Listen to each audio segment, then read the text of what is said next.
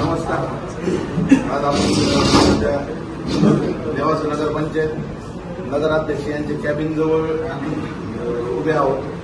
आपण बघू शकता नेवाशात अनधिकृतपणे नगरपंचायत कॅबिनचा ताबा घेण्याचा हा प्रयत्न झालेला आहे. तुम्ही एक मिनिट कॅमेरा मागे लावा की बघा ते केलेले अर्ज वगैरे दादागिरी करण्याचा इथं प्रयत्न झालेला आहे.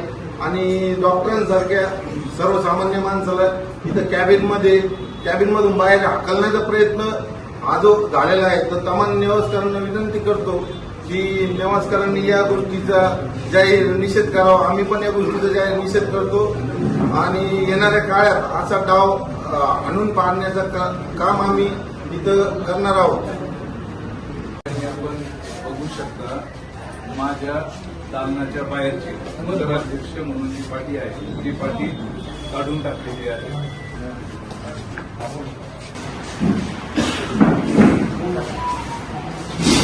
या ठिकाणी आमच्या असलेल्या खुर्च्या आसन व्यवस्था आणि हॉलमध्ये असलेले महत्वाची संबंधित जे लोकांचे अर्ज आणि कागदपत्र आहेत या कागदपत्रांच्या बाबतीत आणि त्या आसन व्यवस्थेच्या बाबतीत सगळा अव्यवस्थितपणा करून ती कागदपत्र या ठिकाणून गहाळ झाली आहे. त्या सर्व गोष्टींना आपण जबाबदार कुणाला करायचं. नेवाशाच्या शहरामध्ये राजकारण करताना प्रत्येकाला ज्याला नगराध्यक्षपदाची भूमी होती त्याला प्रत्येकाला संविधानानं निवडणूक लढण्याची मुभा दिलेली होती. आणि मग आपल्याला जर अनेक मुद्द्यात नेवाशाचा विकास करायचा होता तर आपण ती निवडणूक लढवून या ठिकाणी या पदावर येणं गरजेचं होतं.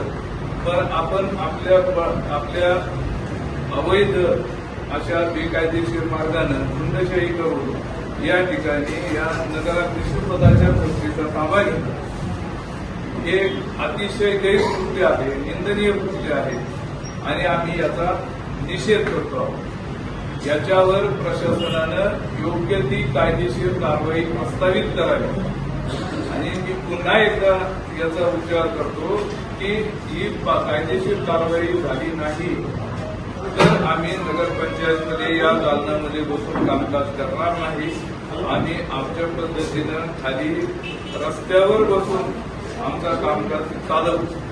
लोकांच्या सुविधांमध्ये कुठल्याही प्रकारचा खंड पडू न देता आम्ही आमचं काम करण्यास तयार आहोत.